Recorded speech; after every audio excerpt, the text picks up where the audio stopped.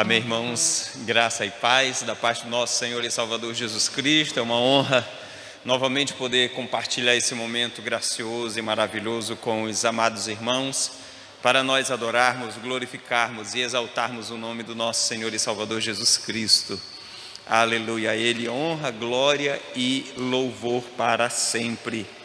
Louvado seja Deus. E de antemão eu já faço menção do uso do celular. Se você puder deixar o seu celular no máximo no silencioso, é exatamente para evitar qualquer transtorno durante o culto. Tá bom? Podemos orar? Aleluia. Soberano, maravilhoso Deus, obrigado por tua bondade, obrigado por tua graça, obrigado pelo prazer, pelo privilégio, pela grande alegria de estarmos aqui, Senhor, para glorificar o teu nome através do nosso culto. Senhor, obrigado, porque nós não só vamos levantar as mãos, não só vamos entoar cânticos espirituais, não só vamos elogiá-lo por tuas grandezas e pelo aquilo que o Senhor é, mas vamos render o nosso coração diante de Ti. Render, papai, tudo de nós, Senhor, para Te presentear com sinceridade. Senhor, muito obrigado. Louvado seja o teu nome, e eu te agradeço de uma forma ímpar e maravilhosa. Obrigado, Senhor. Ao Senhor, toda honra, toda glória, todo louvor, toda majestade seja dado ao Senhor. Obrigado, em o nome de Jesus Cristo, Senhor. Amém. Aleluia. Graças a Deus, né, irmãos? Nós estávamos agradecendo ao Senhor ainda há pouco, pela alegria de nós podermos encontrar os irmãos. E alguns a gente encontra mais, outros a gente encontra somente no culto. Mas é tão bom a gente encontrar, porque nós encontramos alguém, encontramos nossos irmãos e quando nós olhamos para eles, vemos que eles representam aquilo que há de mais precioso. Não que o ser humano é bom, mas que Deus também chamou meu irmão, né?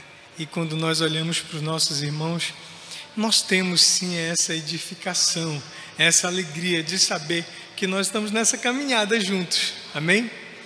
Isso deixa a gente muito feliz, é um motivo de nós agradecermos ao Senhor, aleluia.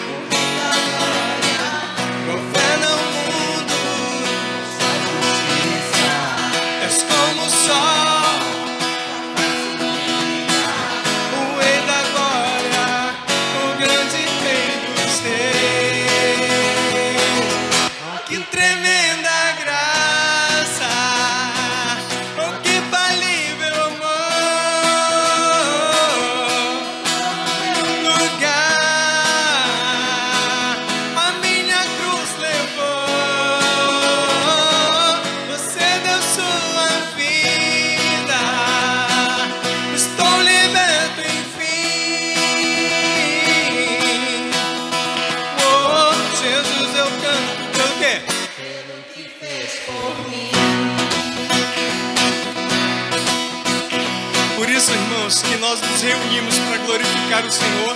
E quando estamos juntos, significamos um corpo só. É o corpo de Cristo. Amém? Para glorificar o Senhor. Digno é o Cordeiro de Deus, é o Rei que a morte venceu. Digno é o Cordeiro de Deus,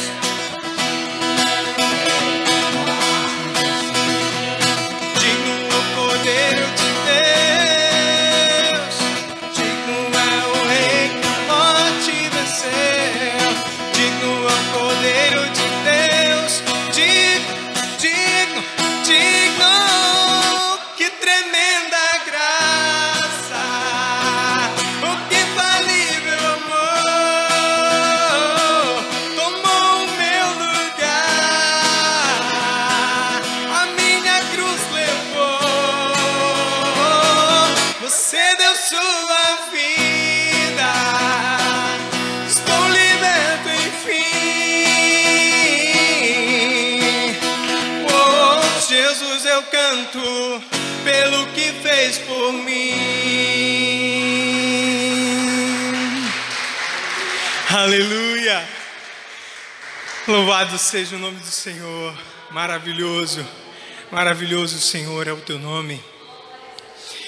Glórias ao teu nome, Senhor. Louvado seja o Senhor. Maravilhoso é o Senhor. Aleluia. Uma pessoa, na verdade muitas pessoas falam isso, eu não sei quem foi a primeira pessoa a falar isso, mas uma vez um ateu falou para um cristão que aquilo era uma tremenda ilusão na vida dele.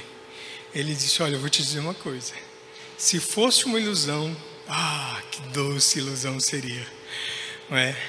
Mas como é maravilhoso, irmãos. E eu digo que nós temos essa plena convicção pelo próprio Evangelho em si, que nos mostra isso, não é? E eu penso sim que o Evangelho, ele leva aquele que não crer a crer, quando ele ouve o Evangelho. Mas nós que já estamos numa relação constante com o Evangelho, nós somos impactuados de uma forma já um pouco diferente do que aquele que recebe o Evangelho. Nós estamos no caminho já, nós somos do caminho, amém? Nós estamos nesse caminho, aleluia.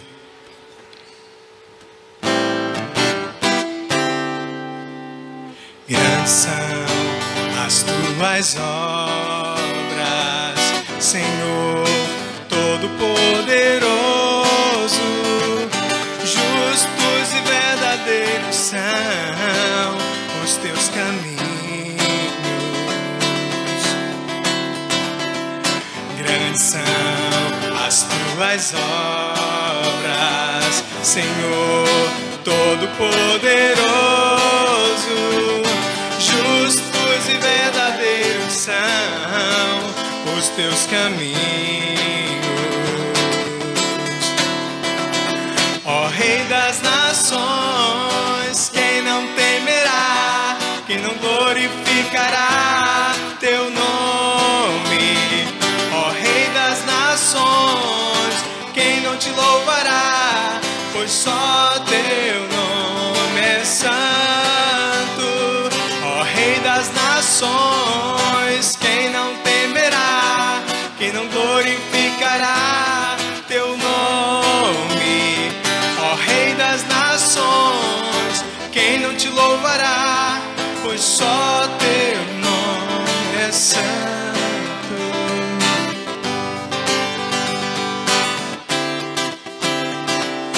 Todas as nações virão e adorarão diante de ti, pois os teus fizeram manifestos. Todas as nações virão e adorarão diante de ti, pois os teus atos de justiça se fizeram manifestos. Ó Rei das nações,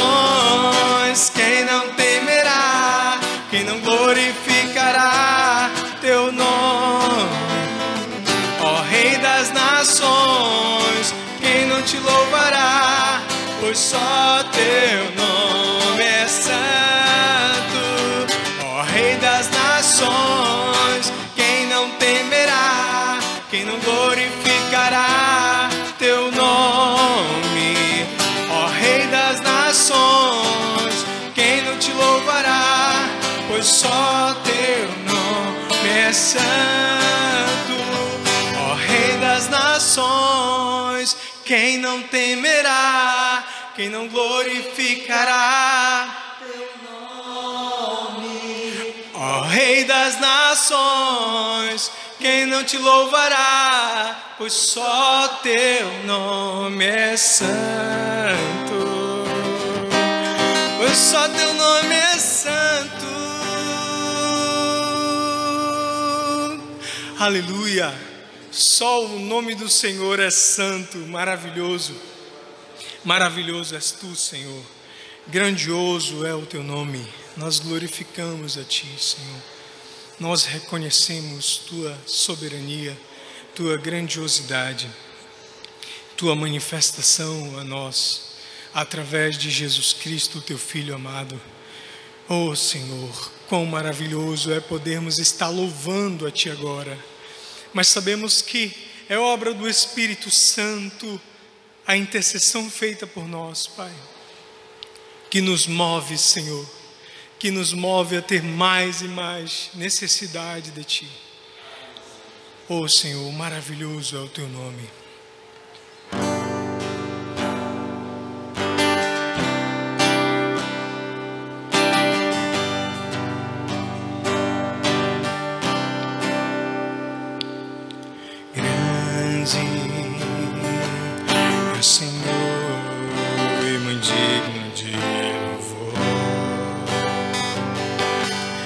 Cidade do nosso Deus, seu santo monte, alegria de toda a terra,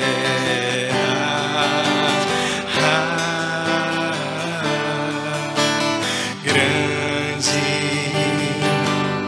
é o Senhor em quem nós temos a vitória, que nos ajuda contra o inimigo. Por isso diante dele nos prostramos.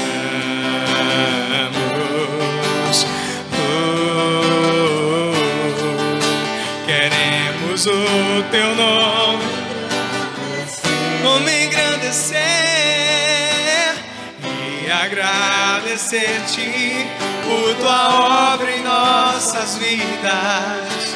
Confiamos em teu infinito amor,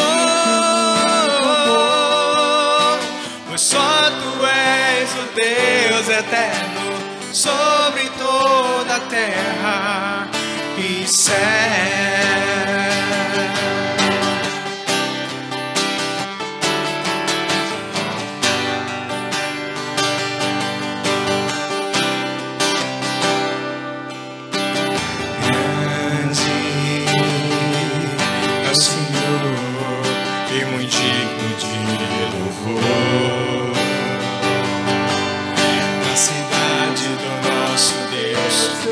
Seu santo monte, alegria de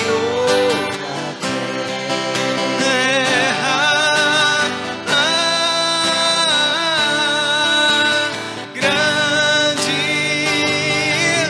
é o Senhor em quem nós temos a vitória, que nos ajuda contra o inimigo. Por isso diante dele nos prostramos.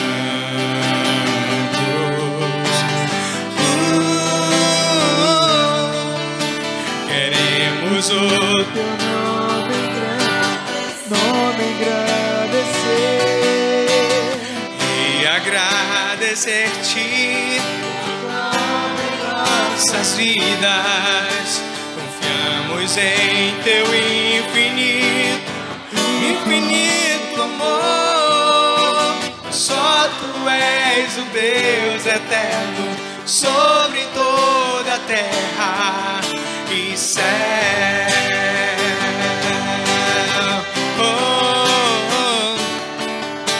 Queremos o teu nome engrandecer e agradecer-te por tua obra em nossas vidas. Confiamos em teu infinito amor, pois só tu és o Deus eterno sobre toda a terra e céu.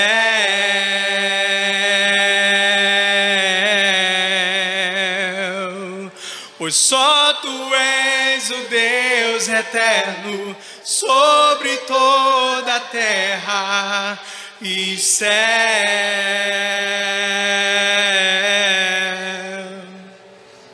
Pois só tu és o Deus eterno sobre toda a terra e céu. Louvado seja o teu nome. Quão maravilhoso e quão lindo és, Senhor. Oh, Pai, como é bom, Senhor, louvar o teu santo nome. Saber que apesar da imensidão e grandiosidade do teu nome e da tua glória, o Senhor ouve a nossa canção e o nosso sacrifício de louvor. Como é bom, Senhor, nós podemos cantar a Ti, sabendo que Tu ouves a nossa canção, a nossa simples melodia. Que as cordas do nosso coração possam vibrar e expressar que nós precisamos realmente de Ti. Em nome de Jesus Cristo. Aleluia.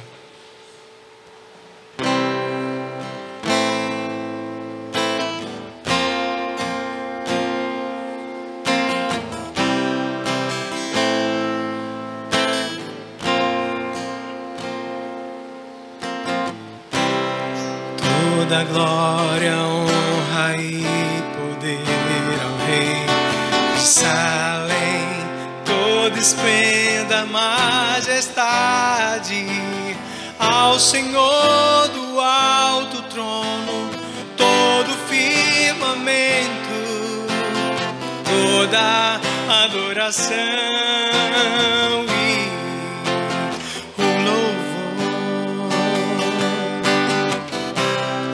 pois seu reino é reino eterno,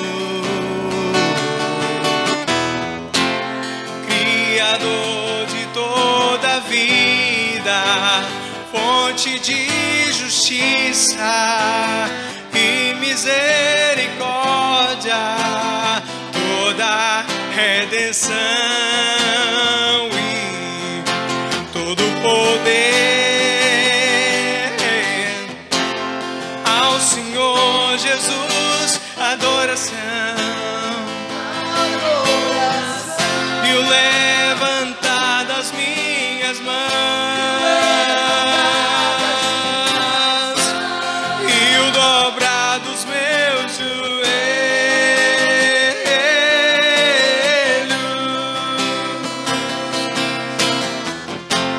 ao Senhor Jesus, adoração. E o levantar das minhas mãos e o dobrar dos meus joelhos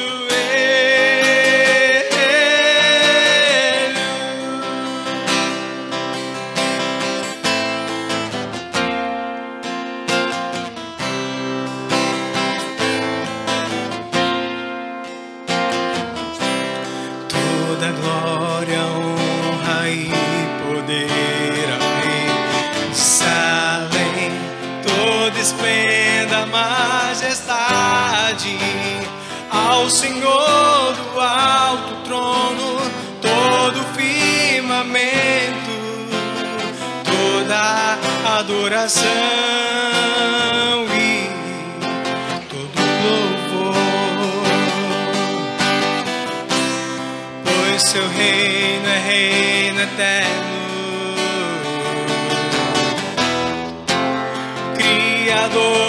toda a vida, fonte de justiça e misericórdia, toda redenção e todo poder ao Senhor Jesus, adoração e o levantar das minhas mãos e o dobrar dos meus joelhos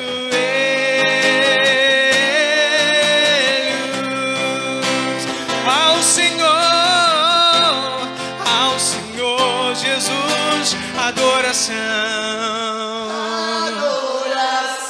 e o levantar das minhas mãos e o dobrar dos meus joelhos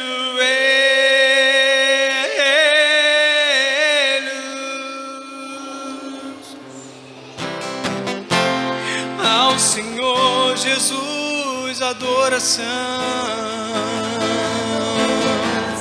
e o levantar das minhas mãos e o dobrar dos meus joelhos.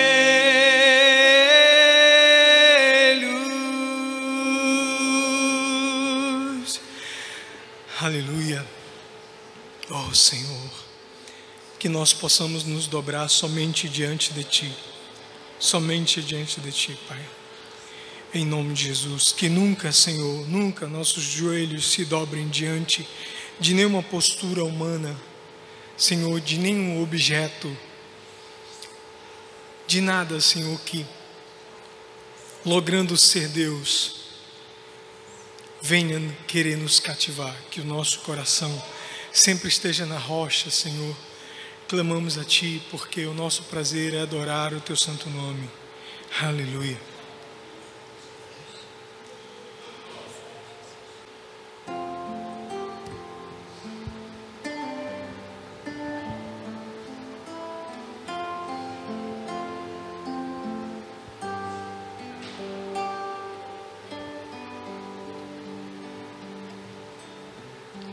Tu que estás sentado no trono, sempre reinando, soberano,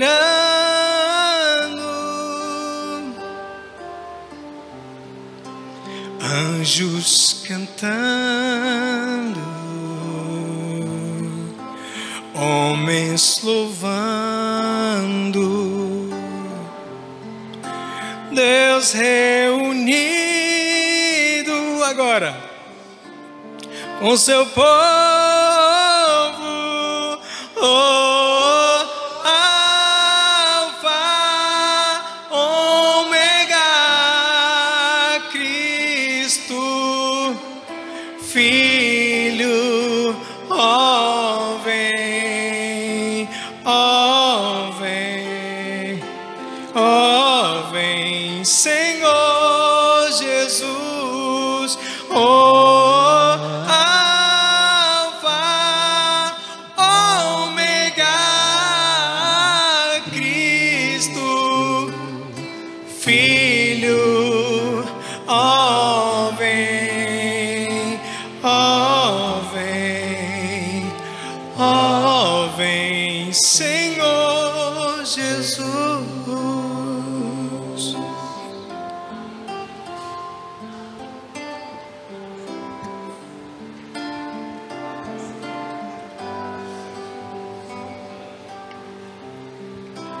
Anjos cantando, homens louvando, Deus reunido com seu povo, oh, Alfa, Ômega, Cristo,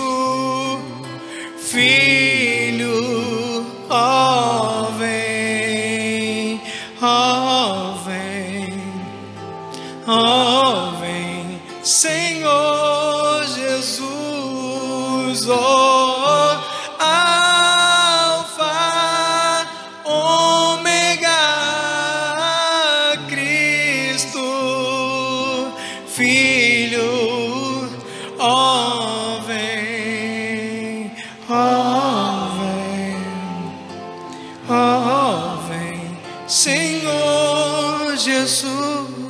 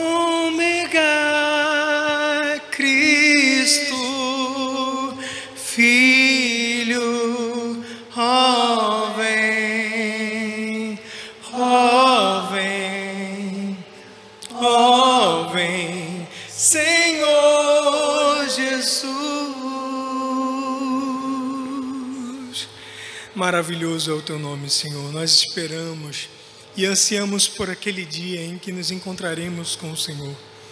Louvado seja o teu santo nome, Pai. Grandioso és tu, Senhor. Aleluia.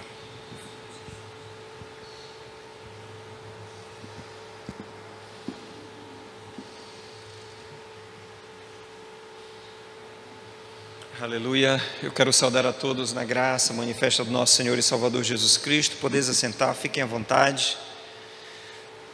Novamente eu digo, é um grande prazer poder compartilhar esse momento com vocês, momento de culto, momento de amor, momento de reverência, momento de grande alegria, que nós, a igreja do Senhor, se dispõe a glorificar o nosso Senhor e Salvador Jesus Cristo. Aleluia.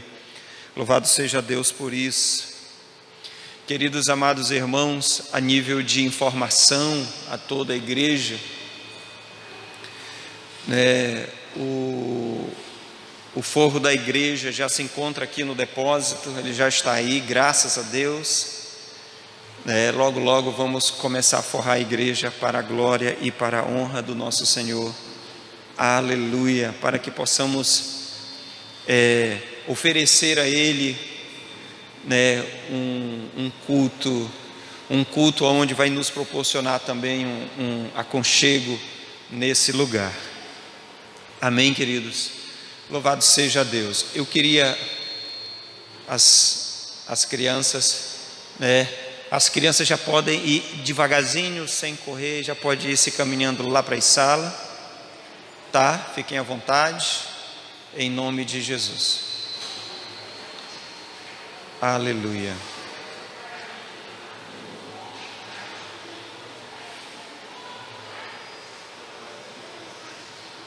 Louvado seja Deus. Aleluia. Amém, Jesus. Queridos irmãos, é uma prática que a gente precisa só deixar ela um pouco mais rotineira, mas é uma prática que nós achamos uma prática muito plausível para ser utilizada durante o culto, e esse momento durante o culto, nós acreditamos que vai proporcionar ainda mais glória e honra a Deus. Então, a gente sempre tem, antes nós tínhamos em nosso meio um momento dos 10 minutos, que eu não quero me desfazer dele, muito pelo contrário, quero ainda incentivar que outros irmãos, se quiserem trazer uma saudação à igreja, é só nos procurar, tá bom? Mas um outro mecanismo que nós achamos também por bem ser incorporado no culto é a leitura dos salmos. Nós temos 150 salmos descritos na palavra de Deus, são 150, onde tem mensagens maravilhosas, onde tem sentimentos alocados ao Senhor de uma forma assim tão intrínseca, tão pura, tão linda, que apenas traz inspiração para o nosso o nosso viver cristão, tá bom? Com isso, eu queria chamar a irmã Bruna, além de trazer o salmo, ela também quer compartilhar um pouco de momentos que ela recebeu a bênção de Deus, né? Momento de fortaleza, e ela quer poder compartilhar com toda a igreja, tá bom, queridos? Fique à vontade. Tá. Sou menor que o pastor, tem que descer. Tá. Boa noite, paz do Senhor. Né? Então, eu posso tirar aqui, né? Que fica melhor para mim.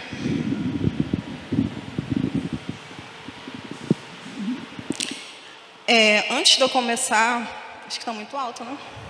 Antes de eu começar, eu gostaria de ler o Salmo 103, que ele vai ser a introdução para aquilo que eu vou falar depois, tá? Salmos 103, que já tem como título: Convida-se a louvar a Deus por amor de sua graça. E diz assim: Bendize, ó minha alma, ao Senhor, e tudo que é em mim, bendiga o seu santo nome. Bendize, ó minha alma, ao Senhor, e não te esqueças de nenhum de seus benefícios. Ele quem perdoa todas as tuas iniquidades e sara todas as tuas enfermidades. Quem redime a tua vida da perdição e te coroa de benignidade e de misericórdia. Quem enche a tua boca de bens, de sorte que a tua mocidade se renova como a águia. O Senhor faz justiça e juízo a todos os oprimidos. Fez notórios os seus caminhos a Moisés e seus feitos aos filhos de Israel. Misericordioso e piedoso é o Senhor, longânimo e grande em benignidade. Não repreenderá perpetuamente, nem para sempre conservará a sua ira. Não nos tratou segundo os nossos pecados, nem nos retribuiu segundo as nossas iniquidades. Pois quando o céu está elevado acima da terra, assim é grande a sua misericórdia para os que o temem. Quando está longe o oriente do ocidente, assim afasta de nós as nossas transgressões. Como um pai se compadece de seus filhos, assim o Senhor se compadece daqueles que o temem, pois Ele conhece a nossa estrutura e lembra-se de que somos pó. Porque o homem são seus dias como a erva, como a flor do campo, assim floresce. Pois passando por ela o vento, logo se vai, e o seu lugar não conhece mais. Mas a misericórdia do Senhor é eterna.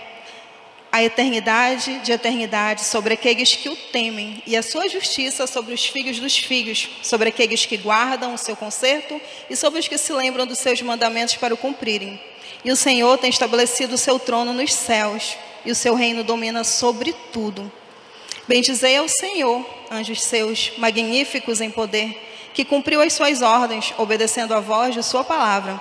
Bendizei ao Senhor todos os seus exércitos, vós, ministros seus, que executam o seu beneplácito.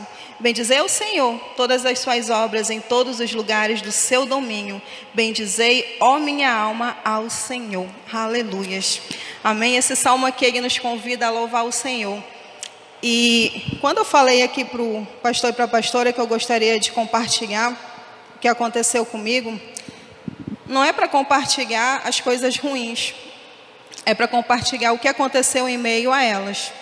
Porque a gente sabe que todas as coisas cooperam para o bem daqueles que amam a Deus, né? São momentos ruins, são momentos difíceis, mas a gente precisa saber que Deus é conosco, né? Como a gente leu aqui, e a nossa alma precisa elevar, a gente precisa ser grato. Semana passada, na TV falou que morreram mais ou menos 500 mil pessoas já de Covid, né, no Brasil. E para quem contraiu o vírus, né, e está aqui e não está naquela estatística, né, é uma honra para que a gente possa realmente colocar Deus acima de tudo. E o que eu quero colocar? A minha fala, ela vai estar dentro de 4 pontos. Primeiro ponto, cuidado de Deus. Segundo ponto, deserto. Terceiro ponto, tirando lição da dor. E quarto ponto, gratidão. Tá? Por quê?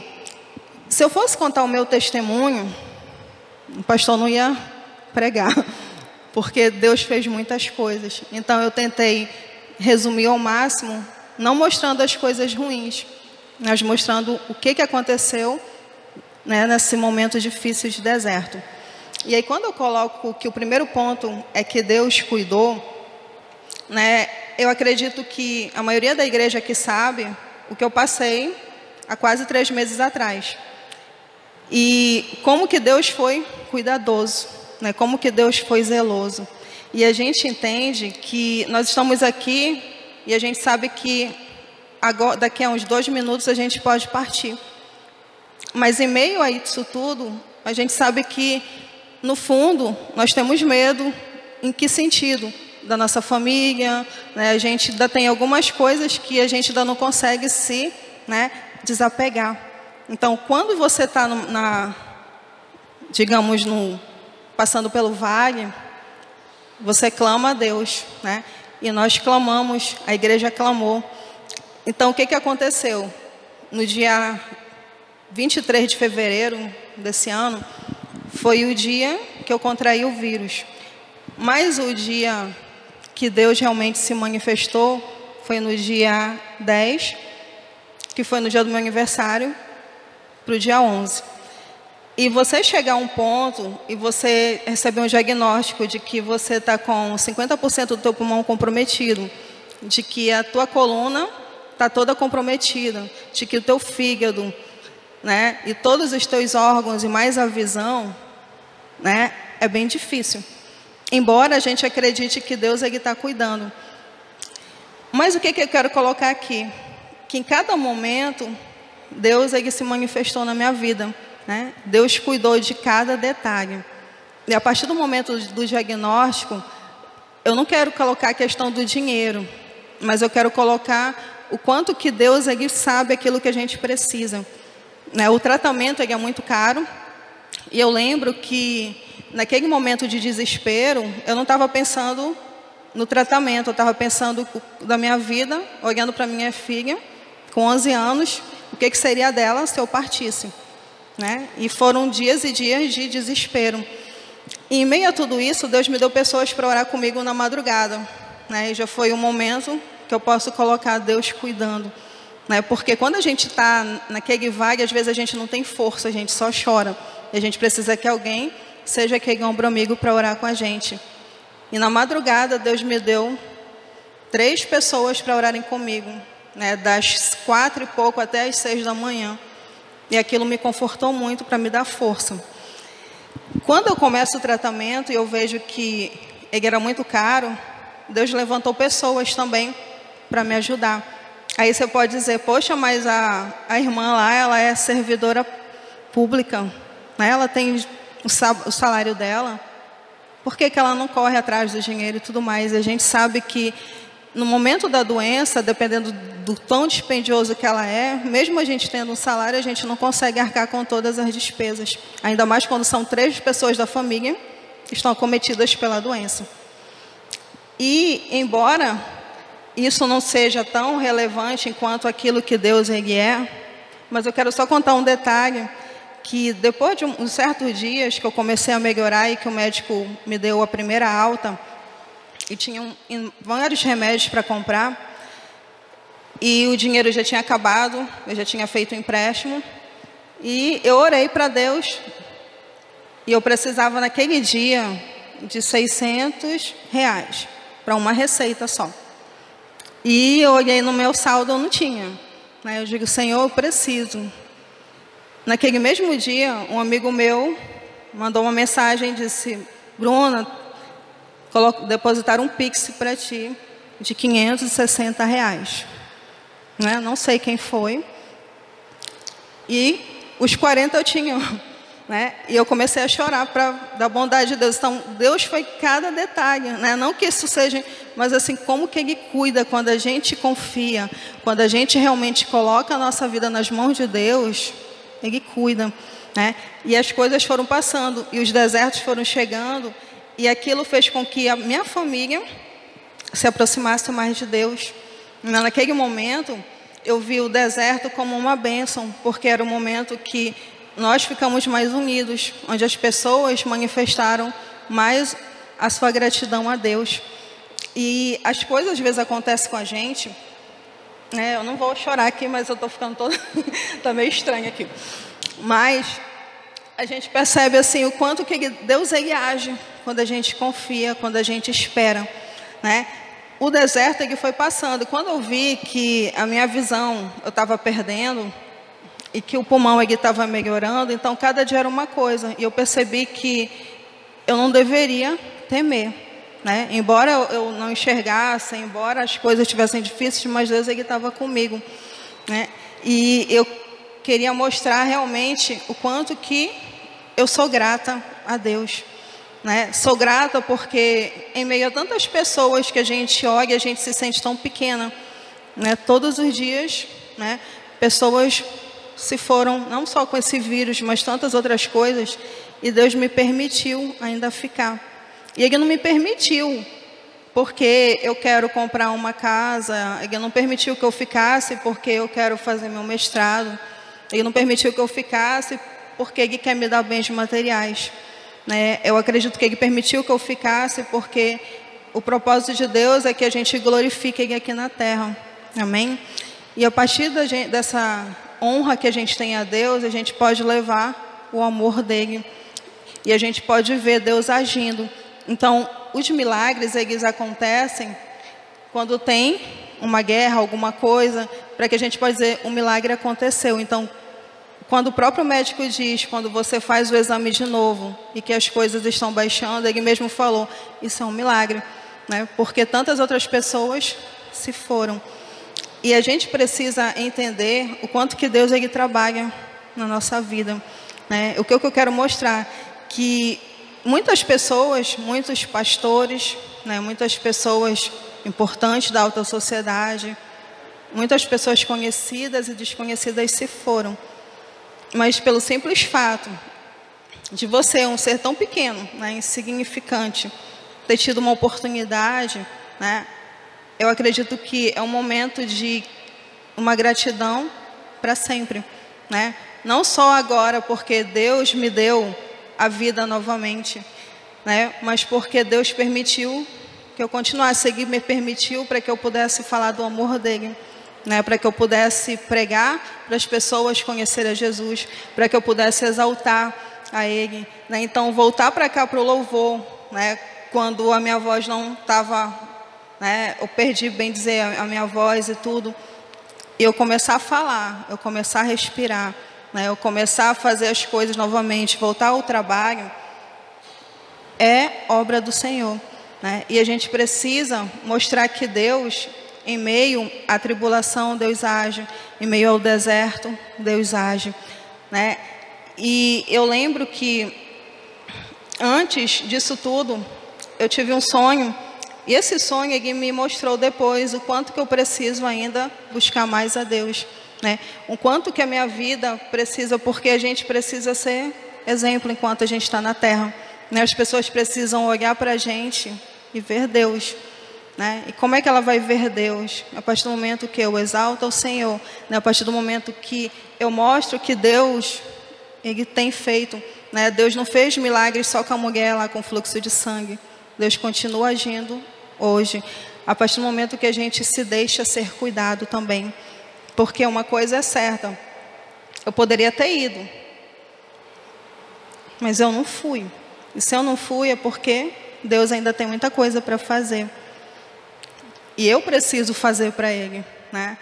E eu preciso buscar mais a Deus, eu preciso andar mais nos caminhos de Deus, eu preciso mostrar realmente que nós servimos um Deus que cuida, um Deus que nos guarda, um Deus que nos protege e um Deus que precisa todos os dias ser honrado. Eu acredito que quando a gente coloca Deus como soberano, nós conseguimos realmente fazer um pouquinho daquilo que é para a gente fazer enquanto ser humano, né? Porque muitas vezes a gente acorda e o que a gente faz? A gente corre para fazer as nossas coisas do nosso dia a dia. E a gente acaba esquecendo que Deus é a nossa prioridade, né? A gente busca muitas coisas. A gente busca, às vezes, um corpo perfeito, né? Você tira um tempo para você ir para a academia, para você malhar, fazer determinadas coisas. Você tira um tempo para você ir para um igarapé, para você ir para um lazer, alguma coisa. Você tira um tempo para fazer um trabalho, mas você às vezes não tira um tempo para Deus, né? E a gente precisa mudar as nossas prioridades, né? A palavra do Senhor nos diz: buscar em primeiro lugar o reino de Deus e a sua justiça, e as demais coisas serão acrescentadas, né? E eu acredito que quando a gente passa por situações difíceis, a gente precisa tirar aprendizado disso. Eu não preciso passar por algo difícil e mostrar a dificuldade, né? Eu não quero mostrar a Covid, eu não quero mostrar as sequelas, eu quero mostrar o que aconteceu no momento do vírus, o agir do Senhor, né? Porque toda a honra e toda a glória é para Ele, né? O que eu queria era mostrar que Deus é maravilhoso, né? E que se nós estamos passando por situações difíceis, para que nós venhamos saber que Deus, Ele cuida, né? Ele cuida dos seus filhos. Ele tem um amor tão grande, a gente precisa realmente fazer jus da morte de Jesus na cruz, por amor a cada um de nós, né? E viver uma vida com mais intensidade para Ele, né? E perguntar: o que eu fiz até agora, né, para Deus, né? Se durante esse período de coisas difíceis eu não fiz, passou, mas eu posso fazer daqui para frente, pelo tempo ainda que nós temos, e nós não sabemos quanto tempo.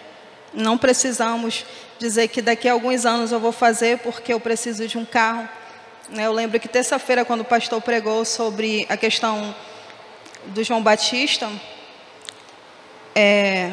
pregando no deserto, comendo gafanhoto e tudo mais, né, veio na minha mente assim: a gente não faz porque a gente não quer.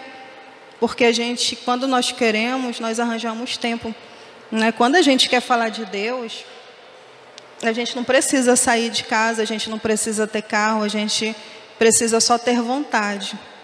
Se eu tenho vontade, eu faço. E hoje a gente tem vários mecanismos para isso. E a gente usa esse mecanismo de forma errada. Então, quando nós queremos, a gente tem estratégia. E se eu não tenho estratégia, pede sabedoria para Deus, que Ele vai nos dar estratégia. E às vezes as coisas acontecem e a gente às vezes não percebe, mas Deus já nos deu momentos para isso, né? Esse aqui é uma estratégia muito grande, né? O WhatsApp, eu posso muito bem evangelizar pelo WhatsApp. Eu posso evangelizar fazendo chamada de vídeo, eu posso evangelizar conversando com a pessoa, eu posso evangelizar ligando para a pessoa, né? E eu posso fazer várias coisas com um único aparelho sem sair de casa.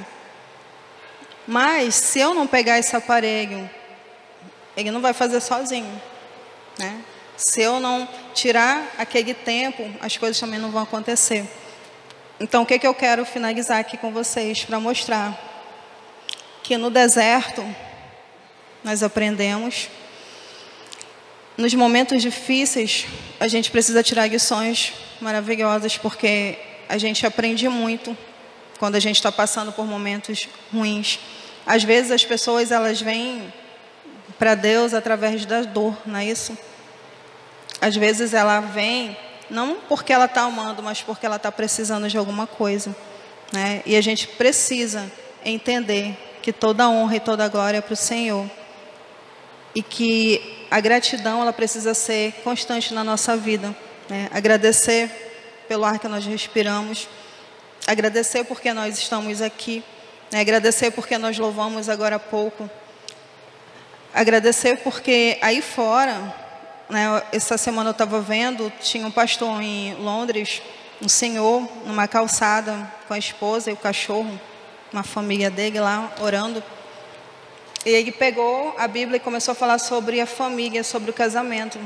E por ele estar falando sobre a família que Jesus constituiu, a questão da monogamia do homem e da mulher, ele foi preso porque ele foi visto como se ele tivesse com algum tipo de preconceito com relação aos homossexuais e tudo mais, né? E está bem aqui, e a gente percebe que a gente está livre para fazer e a gente não faz, e que não chega o momento de nós sermos impedidos e a gente olha para trás e diga: quando eu tinha tempo, eu não fiz, né? Agora que eu tenho tempo, eu não posso mais, né? E que a gente possa agradecer ao Senhor sempre. Isso aí. É muito difícil pessoas, irmãos, apresentar testemunhos que não se relacione à satisfação humana. Mas a grandeza de nós sermos melhores a cada dia, principalmente quando passamos por momentos extremamente difíceis, onde a nossa vida é colocada em xeque. Tão bom quando nós passamos por esse momento e quando a gente amanhece, o momento seguinte ou a situação seguinte, a gente diz: Senhor, obrigado. Obrigado porque o Senhor me ensinou, o Senhor me instruiu, o Senhor me deu uma nova visão, o Senhor me permitiu enxergar um pouco mais à frente. A situação, ela é usada por Deus para fazer a gente entender um pouco tantas coisas. Era para ser motivo suficiente para todos nós esse momento difícil de pandemia, de vírus, voltarmos para Deus de fato. Mas uma boa parte não tem feito isso, exatamente porque não tem entendido de certa forma a mão de Deus, como a irmã Bruna percebeu, o cuidado de Deus, o zelo de Deus.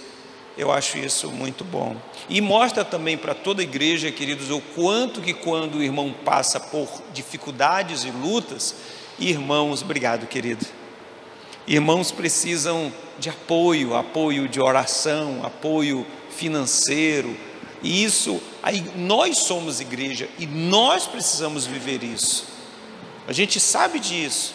E eu sempre digo que quando a igreja vive a perspectiva do evangelho juntos, é bem mais fácil identificar esse tipo de necessidade. Mas uma boa parte se isola em meio à sua fraqueza, em meio às suas limitações, né? Se isola do corpo e até impede de ser diretamente beneficiado pelo convívio do próprio corpo. E isso mostra para a gente quanto que nós como igreja precisamos crescer. Precisamos viver igreja, somos igreja.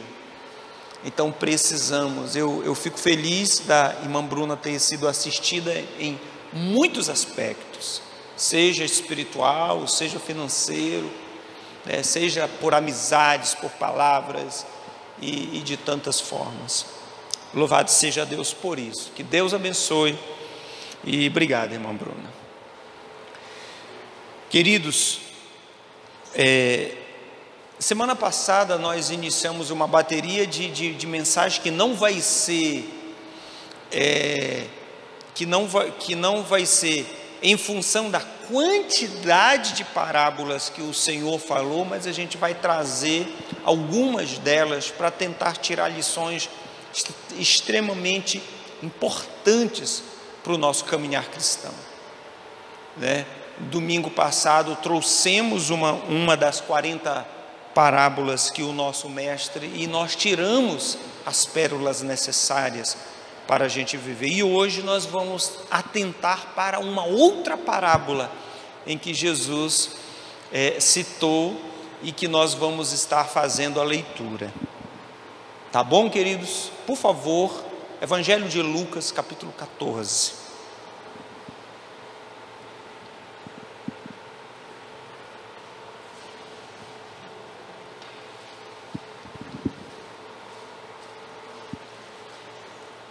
Evangelho de Lucas, capítulo 14, versículo 15 em diante.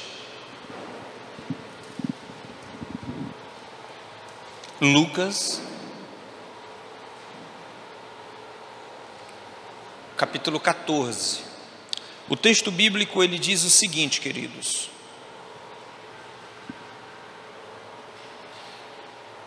ao ouvir isso, um dos que estavam à mesa com Jesus disse-lhes: Feliz será aquele que comer do banquete do reino de Deus.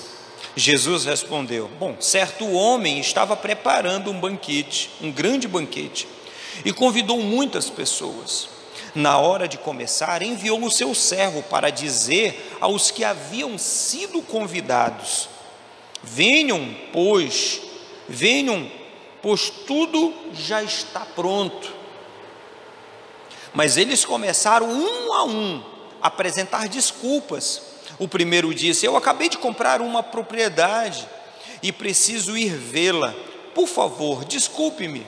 Outro diz: eu acabei de comprar 5 juntas de boi e estou indo experimentá-las. Por favor, desculpe-me.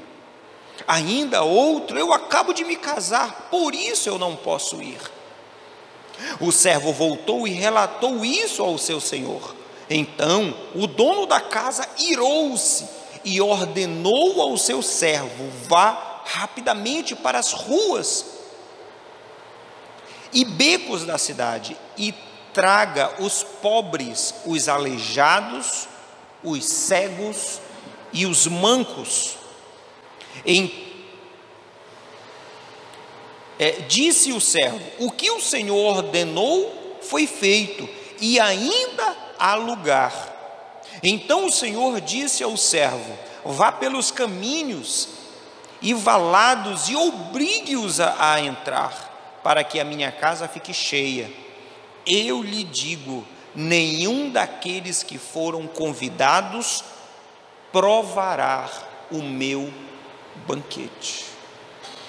Senhor, eu te agradeço de uma forma maravilhosa pela tua bondade, obrigado pela tua palavra, obrigado pela orientação deixada, obrigado, Senhor, porque não tem nada demasiadamente difícil que nos impeça de enxergar tudo aquilo que o Senhor fez, Deus, e tudo aquilo que o Senhor continua fazendo no meio do teu povo. Senhor, obrigado. Nos ajuda a caminhar, Deus, com sinceridade, com singeleza de coração, nos ajuda a caminhar com claridade de visão. Em o nome de Jesus Cristo, Senhor, eu te peço. Amém e amém. Queridos, podem se sentar, fiquem à vontade.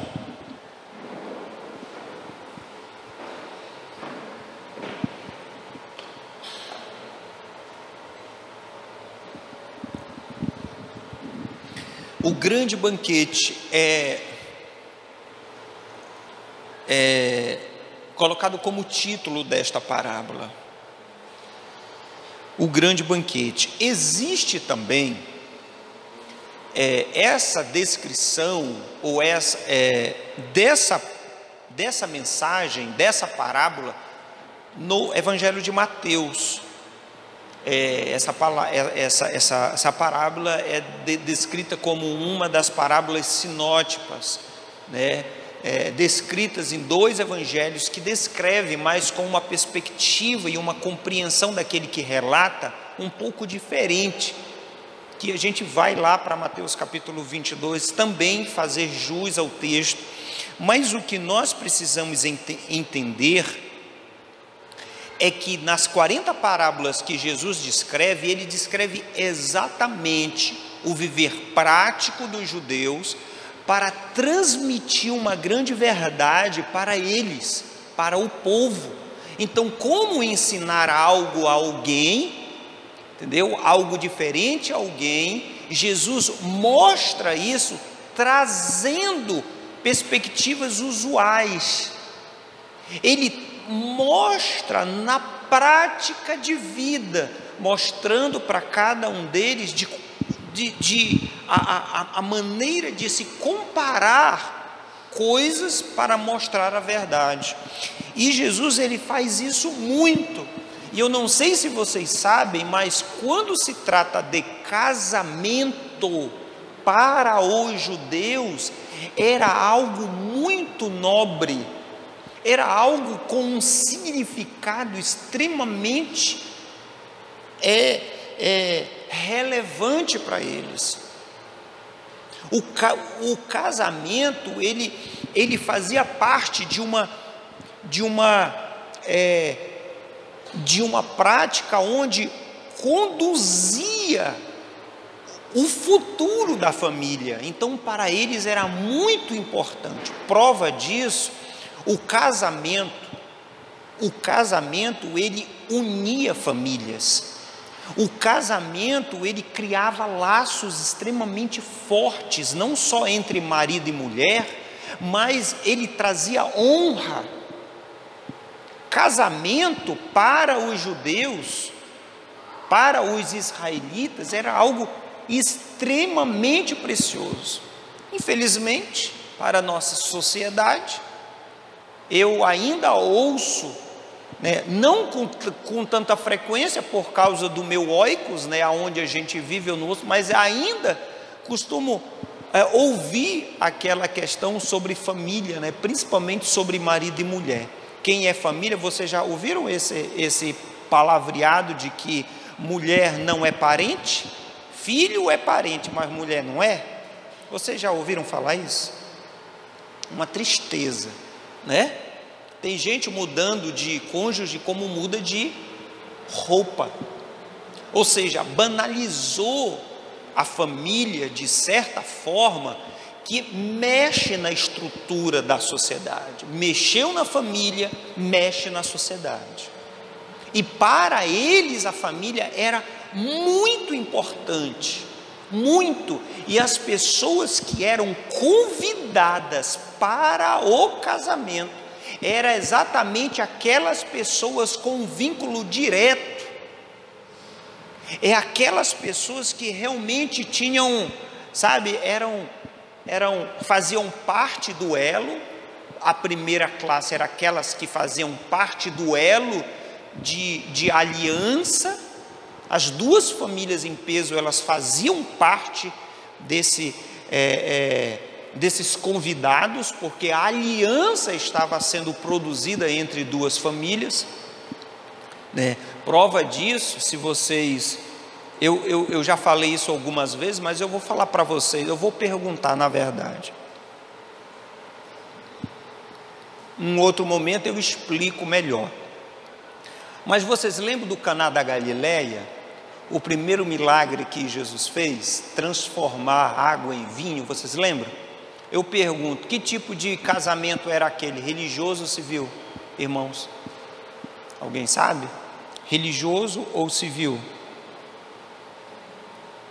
Bom, antes de vocês já responderam aí, na mente. Mas de acordo com a cultura judaica, não era nem religioso e nem civil. O casamento era um acordo entre famílias. Para eles isso era muito forte. Por que eu estou dando ênfase nisso? É exatamente para a gente descrever a grandeza do que ele aponta para esse momento da parábola. Vocês lembram de Mateus capítulo 25, as 10 virgens? Vocês lembram o cortejo? Irmãos, em certo momento desse casamento existe um cortejo para declarar a publicidade do casamento e o testemunho para a sociedade. A cultura judaica tinha um cortejo que passava pela cidade dizendo que eles estavam sendo casados. E ele monta com as 10 virgens exatamente. O cortejo é quando o noivo passa e aonde as virgens estavam esperando. Quando nós entendemos um pouco mais sobre a cultura judaica, a gente começa a perceber as grandezas do que Jesus estava falando nas suas parábolas. Porque se nós formos pegar as parábolas e entender no nosso português, na nossa cultura ocidental, a gente vai cometer alguns erros de interpretação. Então, mediante a importância do momento, pessoas são convidadas. E essas pessoas que são convidadas, elas honram aquele que a convidou. É uma espécie de dar honra, de reconhecer aquele valor. E essas pessoas, e o casamento ele é preparado de tal forma que os convidados estão sendo levados em consideração. Aí que entra o texto. O casamento foi preparado e os convidados foram chamados. Mas os convidados que foram chamados, como diz em Mateus capítulo 22, que nós vamos ler, né, os convidados são aqueles que eram dignos para estar lá. Eram aqueles dignos por estar lá. Queridos, deixa eu só fechar essa porta aqui, que o som está... porta aberta.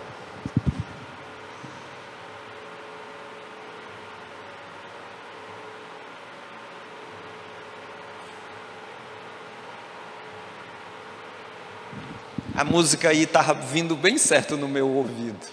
Agora ficou melhor. Então, as pessoas eram aquelas que eram dignas por fazer parte da família, por fazer parte do oikos, sabe? Aquelas pessoas que estavam próximas, que para o dono da casa eram pessoas importantes para ele. Então, ele convidou elas. Mas essas pessoas não deram a devida importância para o momento. Ou seja, criaram justificativas. E por incrível que pareça, o texto diz o seguinte, que a pessoa, né, o homem da casa ficou irado. Ele ficou com raiva. Por quê? Porque ele foi deixado de lado. Ele não foi levado em consideração. Ele fez aquilo tudo para os convidados, para que os convidados pudessem trazer honra para a sua casa. No entanto, eles não valorizaram aquele convite, proporcionando ali humilhação. Vocês sabem por que na cultura judaica se dá primeiro, ou se oferece primeiro, o melhor vinho e depois o vinho inferior depois? Vocês sabem por quê? Por causa dos convidados. Porque quando a pessoa começa a beber o vinho melhor, então, à medida que ela toma, então você introduz o vinho inferior de maneira que eles não vão perceber a mudança, porque eles já beberam um pouco mais do vinho melhor. Exatamente que foi o que Jesus fez, colocou o melhor vinho para o final, porque tinha acabado aquele vinho, e Jesus transforma, e aquilo caracteriza algo diferente. Mas a questão que estava em torno ali era dos convidados, porque o vinho era para os convidados. Se nós formos perceber isso tudo, queridos, além de estar preparado todo um cenário, todo um casamento, e os convidados não forem, tá? Vamos trazer a clareza da parábola em si e depois fazer a aplicação para a gente. Quem eram os convidados descritos na parábola? Os judeus. Os descritos aqui eram os judeus. Quem eram os mancos, os aleijados, os coxos que vieram depois? Os gentios. Nós somos os mancos, os coxos, os aleijados. Somos nós. Então você percebe que toda a promessa de Deus veio através de um povo. Eles eram para ser beneficiados à primeira mão. Jesus veio para os seus, mas os seus não o receberam. Essa é a interpretação mais clara do texto bíblico.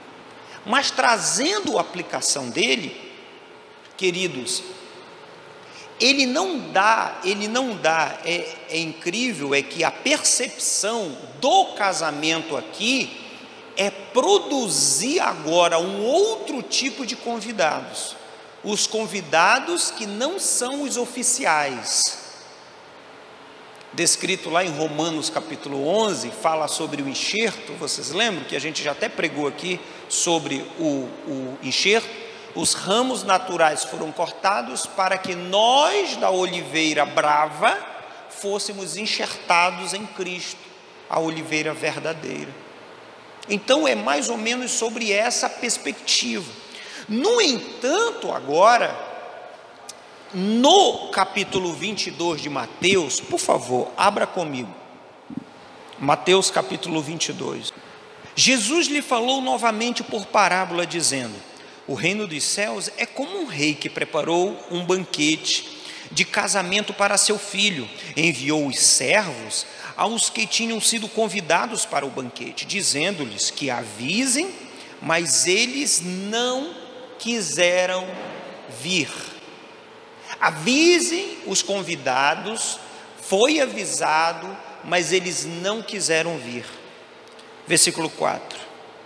De novo enviou outros servos e disse: diga aos que foram convidados que preparei meu banquete, meus bois, meus novilhos gordos foram abatidos, tudo está preparado, venham para o banquete de casamento.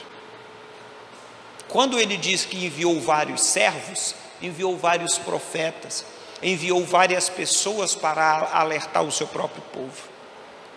Versículo 5: mas eles não deram atenção e saíram para o campo, um para os seus negócios, e os restantes agarraram os servos e maltrataram-no e os mataram. O rei ficou irado e enviou o seu exército e destruiu aqueles assassinos e queimou a cidade deles. Parece ser muito dramático, né? Agora, aqui, a descrição da mesma parábola em Mateus, parece que ficou dramático a expressão dele.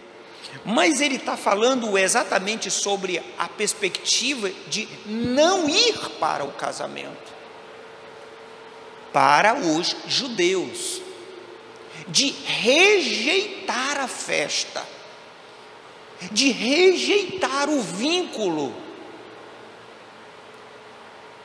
e muito mais ainda de ir contra, fazendo mal aos profetas. Isso é a perspectiva mais acertada de interpretação do texto.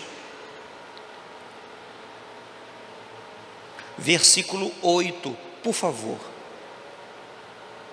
E é uma expressão escatológica também, já falando sobre o fim, né?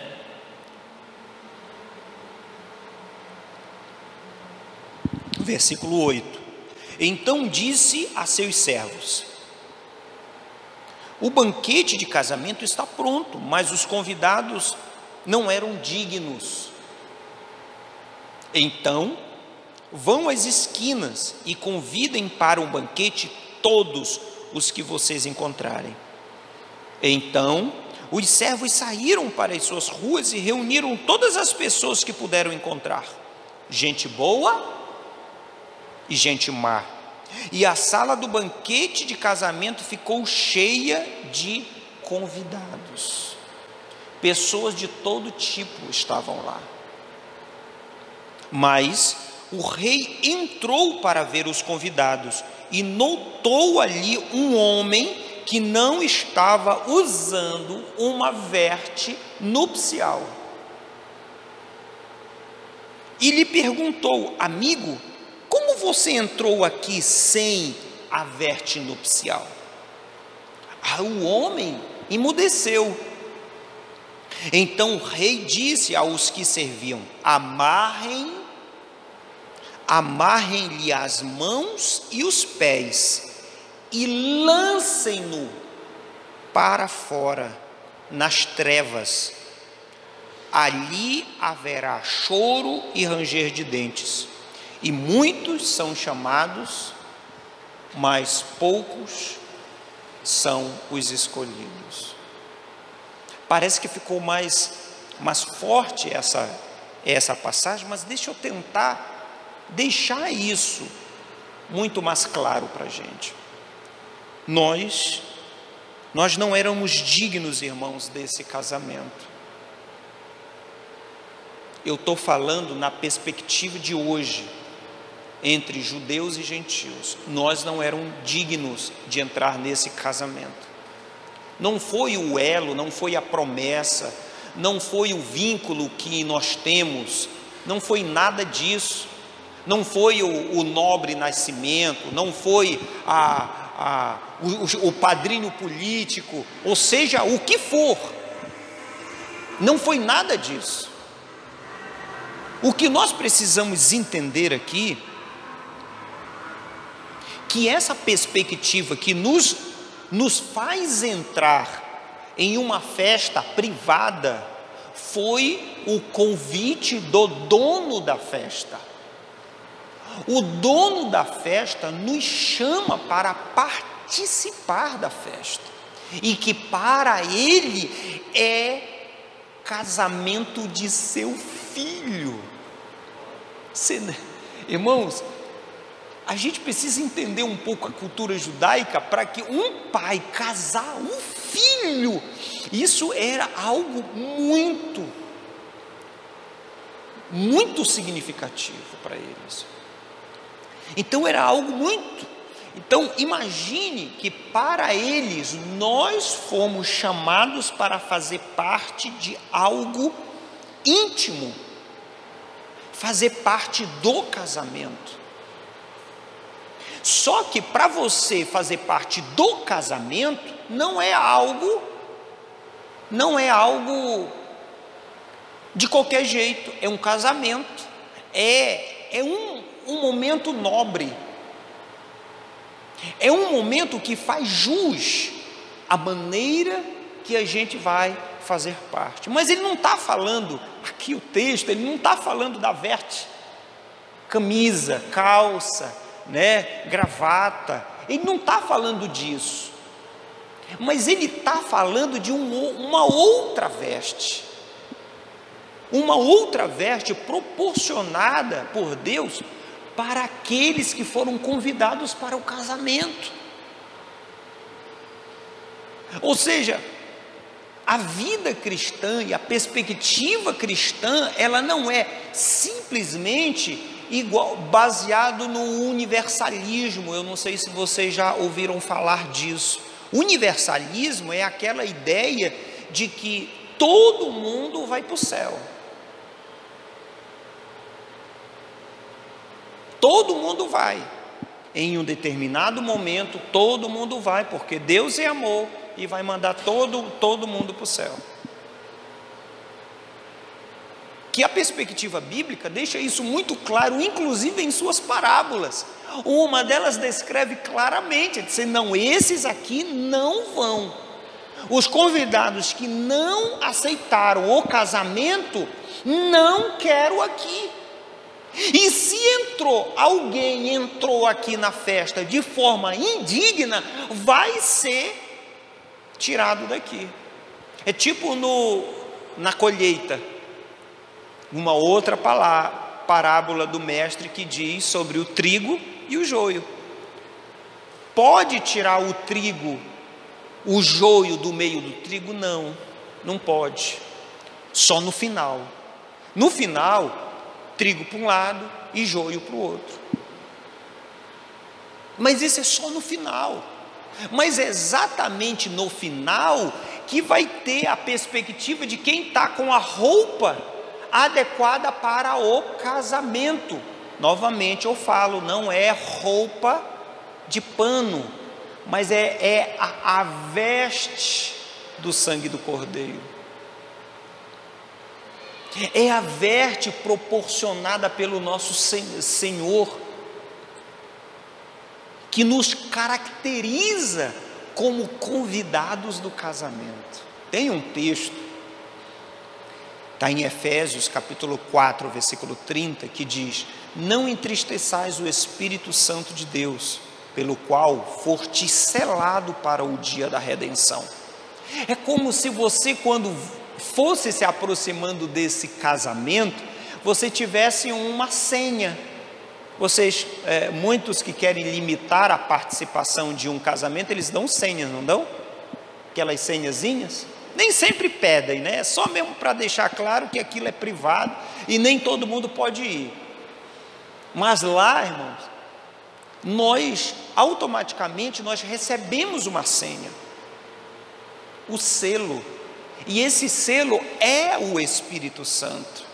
Que o Espírito Santo veio exatamente para nos conduzir sobre essa terra, uma vez que o Cristo nos proporcionou o convite necessário para entrar. E o Espírito Santo é o selo que garante o nosso local no casamento. É incrível que essas parábolas mostram uma grandeza extremamente única. O quanto que nós precisamos, irmãos, fazer essa análise um pouco mais próxima daquilo que de fato eles queriam falar para a gente. O nosso maior equívoco ao lermos a Escritura é acreditar que a Escritura é um livro que foi escrito ontem. A palavra de Deus é um livro que passou por um processo de 1600 anos e que foram escrita, inspirada, mas escrita por 40 pessoas diferentes uma da outra.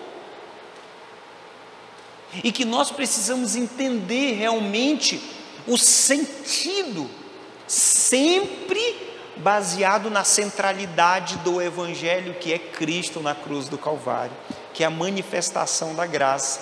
Se eu tiro Cristo de todo o Evangelho, fica apenas uma esperança do judaísmo, apenas a esperança de um Messias que veio, mas eles não entenderam de nada e o rejeitaram. Se eu tiro a perspectiva do casamento de fato, do Cristo, porque aqui ele nos considera como convidados nesta parábola, mas em outra ele nos considera como a noiva, como em Mateus 25. Como noiva, existem muitos outros aspectos e até muito mais profundos do que ser apenas convidados. Mas hoje a gente vai atentar exclusivamente pela característica de sermos convidados. E nós precisamos, primeiro, nós fomos abençoados, primeiro, pelo convite não foi nosso, não foi nosso merecimento, não foi nossas amizades, não foi o nosso status, porque eu tenho mais, não foi nada disso. Ele convidou, ele foi na praça, você estava lá na praça, no mundo, jogado, manco, aleijado, ele te trouxe, isso, ele foi lá contigo, e você veio. E o incrível que o texto bíblico, eu acho isso interessante, eu confesso aos amados irmãos que eu não pesquisei a palavra em si, mas ela me chamou a atenção, eu não pesquisei ela um pouco mais profundo, mas em Lucas capítulo 14 diz, force-os a vir, force-os a vir, né? Como que seria aplicada essa expressão, forçar a vir, ou a expressão aqui, ela diz o seguinte,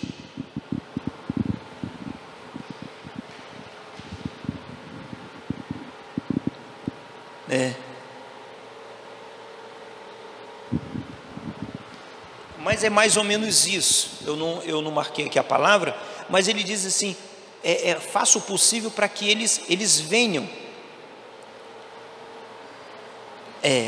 Versículo 23, obrigue-os a vir. Então o Senhor disse ao servo, vá pelos caminhos e valados, e obrigue-os a entrar. para que a minha casa fique cheia.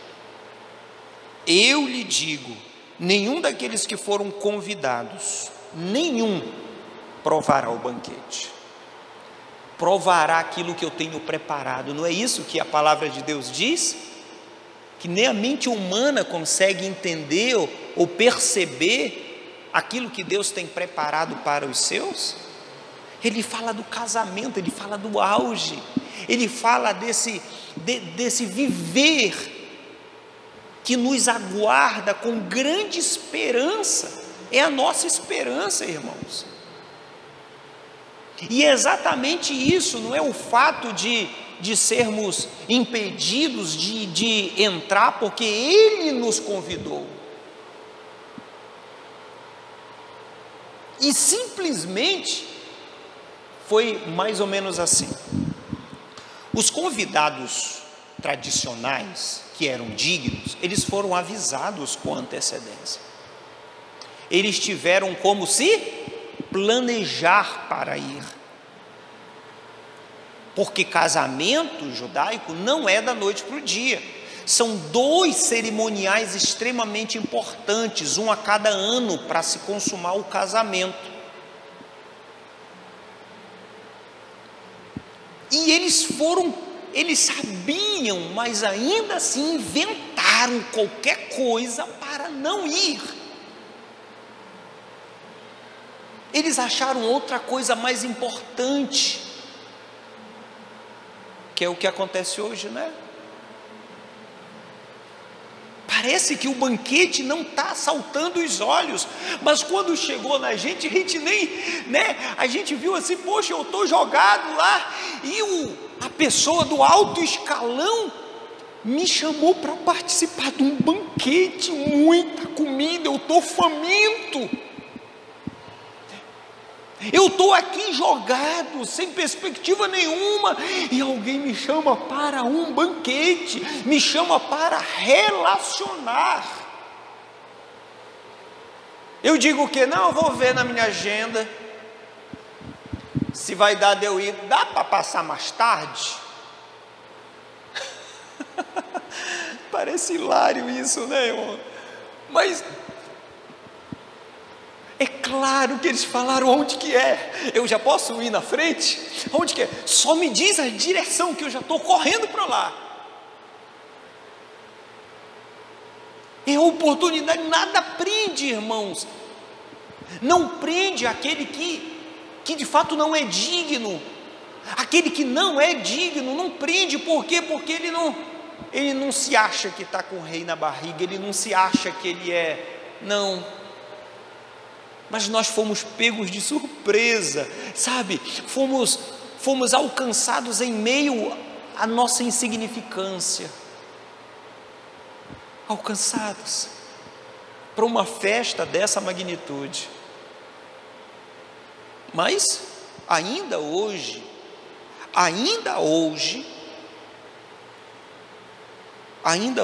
pessoas, versículo 5 de Mateus 22, ainda hoje,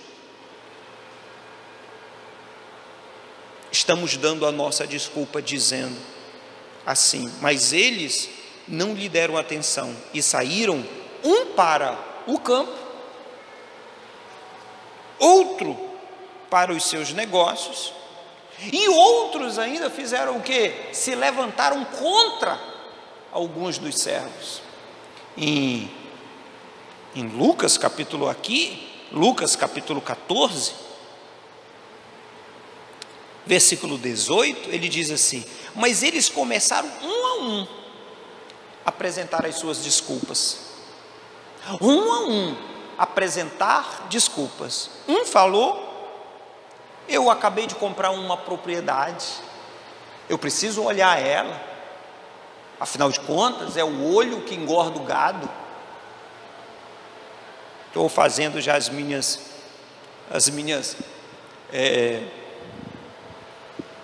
colocações pessoais. Aí outro diz que, e ele ainda diz o seguinte, poxa vida, minha propriedade. Você fala lá para ele, por favor, pede desculpa por mim, eu bem que queria ir, mas não vai dar. A gente ainda dá certas desculpas assim, né? Desculpa, tá? Você não vai ficar chateado, não? Você não... Aí o outro pergunta, mas você não se planejou para isso? Pô, mas foi de última hora. O outro diz, poxa, eu me casei, ó. Eu me casei. E o casamento para eles tinha uma lua de mel extremamente longa para eles, para os judeus. Enfim, eles apresentaram desculpas exatamente para não participar do casamento. Nós estamos no aguardo desse casamento. Afinal de contas, o princípio da fé que estabelece o nosso vínculo para o casamento está muito bem construído na gente. De vez em quando a gente deve pegar o nosso convite e ficar batendo assim nele assim. Eu não sei se você internamente faz isso, mas você pega aquele convite, deixa eu pegar uma folha aqui, e fica batendo assim, olhando para ele, sem data ainda, né? A gente não sabe, mas olhando para ele dizendo, estou ansioso por esse casamento. Deve ser uma festa maravilhosa, magnífica. Casamento. A irmã Bruna falou algo interessante. Ela disse, Senhor, logo na primeira fala dela, ela colocou a filha, né, como parâmetro de vida. Mas aí depois parece que mudou. O parâmetro de vida já passou a ser o Senhor. O parâmetro de vida passou a ser a glória e a honra que eu devo dar ao meu mestre. É o parâmetro de vida, porque às vezes nós criamos parâmetros de vida baseado nas coisas relacionais, as coisas materiais, ou pessoas. Então a gente quer viver nesta terra por causa de fulano ou ciclano, mas nunca por causa de Deus. Tem muita coisa para a gente viver, né? Ainda nesta terra, mas para Ele. Eu não tenho, até logo no início eu tinha muita preocupação em relação a minha esposa e filhos, mas hoje eu tenho certeza que não é eu, é o Senhor. Tenho certeza que se eu for, elas vão ficar bem, porque o Senhor vai estar cuidando delas. Eu tenho certeza disso. E eu quero que a perspectiva da minha esposa, das minhas filhas também caminhem nesse mesmo conceito, de que o Senhor precisa ser glorificado tanto na minha vida, quanto na minha morte. Agora, qual a sua expectativa para esse casamento? Qual a sua expectativa para a vida do Cordeiro? Esse casamento é importante para você? Ele tem sido...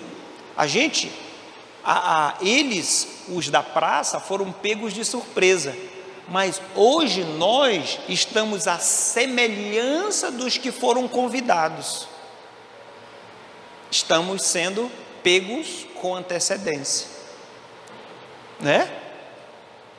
Agora, nós nos programamos para isso, nós vivemos a vida para isso, nós já sabemos disso, fomos esclarecidos quanto a isso.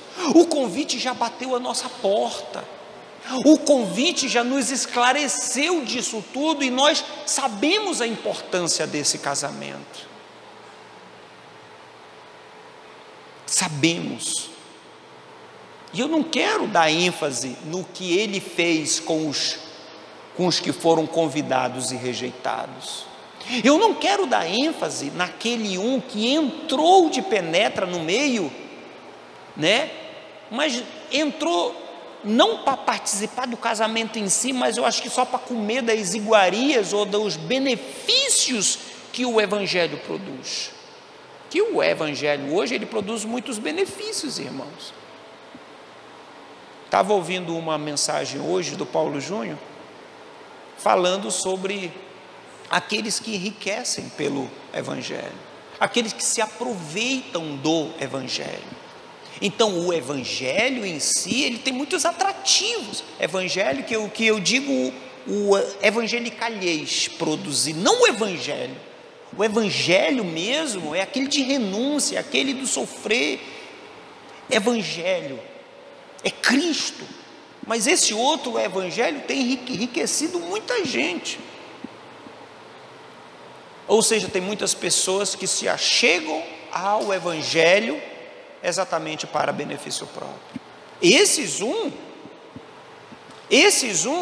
não estão com a roupa adequada. Esses não creram de fato. Esses não estão dando a importância necessária para o casamento. Com isso, eles vão ser pegos, amarrados pés e mãos, e vão ser jogados fora. Como diz o texto bíblico, aonde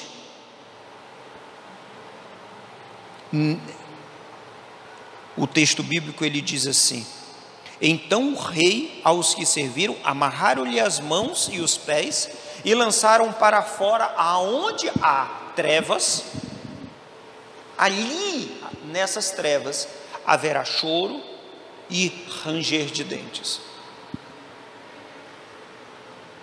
Mas eu não quero dar ênfase a isso. Eu quero dar ênfase na importância e na grandiosidade do casamento. Eu quero dar ênfase na oportunidade nos dada, no chamado do Mestre, no convite de graça.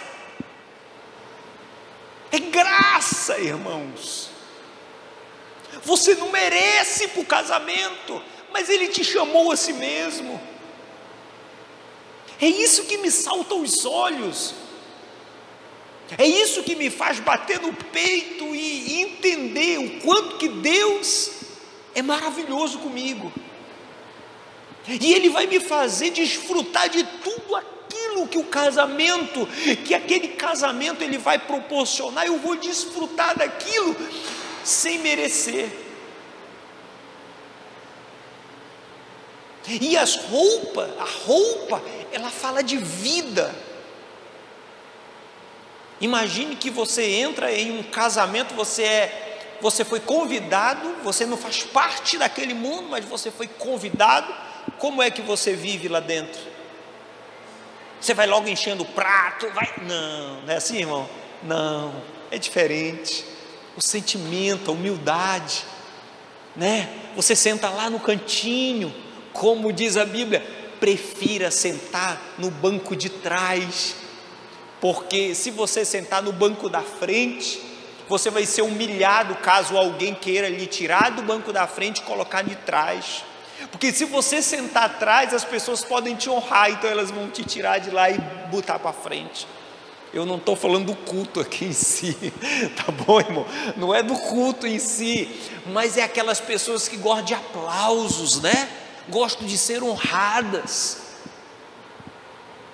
Quando nós somos convidados para esse casamento, nos sentimentos realmente que afloram a nossa condição de pessoas que não são merecedoras, irmãos, é diferente. Aí a gente começa a entender o que Jesus falou em Mateus capítulo 28, né? Não, capítulo 11, versículo 28, né? Quando ele diz: aprendei de mim, que sou manso e humilde de coração. A gente não é para frente, a gente é humilde. A gente não quer ser maior e melhor do que ninguém. A gente quer apenas ajudar. A gente quer apenas somar. A gente reconhece, a gente quer sempre honrar os outros em vez de ser honrado, como diz o texto bíblico: considerai, pois, os outros superiores a vós mesmos. O que uma parábola dessa ensina para a gente? Coisas extraordinárias.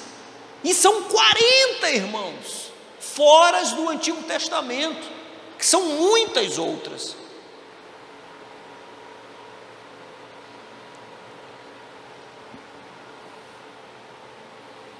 O horário, meu amor, por favor. Estou meio perdido. Obrigado. Vocês entenderam, irmãos? Esse casamento é importante. A gente guarda a melhor roupa e não é essa roupa, mas a gente guarda a melhor roupa, a gente se prepara, a gente anseia. Esse casamento é algo extremamente esperado. Maranata, né, irmão? Ora vem, Senhor Jesus. Estamos aguardando. E o sentimento que produzimos quando aguardamos? Não se distraia com nada. Não crie desculpas, irmãos. Nós não podemos criar desculpas. Cuidado com as coisas que esse mundo oferece. Muito cuidado. Cuidado com as distrações. Muito cuidado, porque esse mundo ele oferece coisas que a carne gosta, e a gente é comido por isso, e consequentemente, quando o casamento vem, quando o nosso mestre vem buscar os convidados, isso vai fazer a grande diferença. É de entender aonde o nosso coração está e aonde está o coração da igreja. Fique de pé, por favor.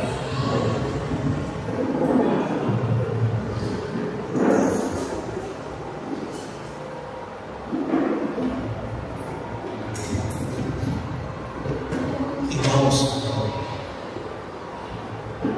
eu sei que nós precisamos fazer urgentemente algo no meio da igreja. Eu quero deixar isso muito claro a todos que estão aqui presentes. Eu sei que a doutrina que está sendo ensinada por esta igreja nem sempre é assimilada de forma bem nítida e clara por toda a igreja. É por isso que eu quero poder fazer com que todos que estão aqui, que frequentam, né, aqueles que nos visitam de certa forma, se quiserem aprender um pouco mais sobre as grandezas do Evangelho, por favor, fale conosco, que vai ser um prazer imenso poder ouvir ou designar alguém que possa estudar a palavra de Deus com você. Entender, irmãos? Porque a gente às vezes é levado a um pensamento como hoje, mas a gente não tem tanta base para nos firmar de fato naquilo que está sendo ensinado. E nós precisamos disso. Então, por favor, aos amados irmãos que já são membros, que ainda têm dúvidas, né, que precisam desse estudo mais perto, e eu acredito que isso é fundamental, não só para a igreja, mas para todos aqueles que desejam diretamente entender e compreender o Evangelho um pouco mais. Bom, podemos orar? Soberano e maravilhoso Deus, obrigado.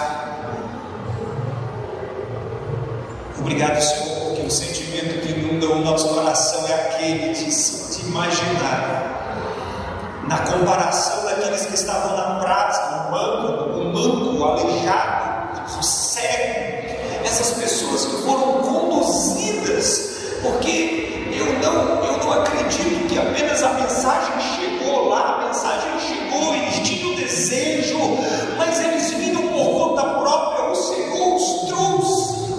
Os servos conduziram o caminho, os servos que o Senhor mandou, ajudou-os a chegar no casamento.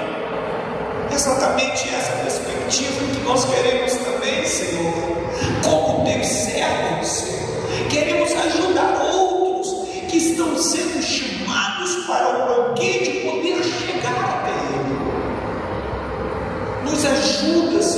a ter o sentimento também daquele que estava na praça, que nós somos. Nós viemos nas praças, nós, Senhor, fomos encontrados dessa forma.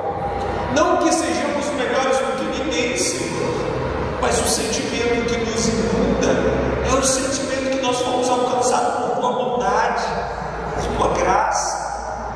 A grande festa e o grande banquete foi presente, independente, Deus, do que eu fiz ou deixei de fazer.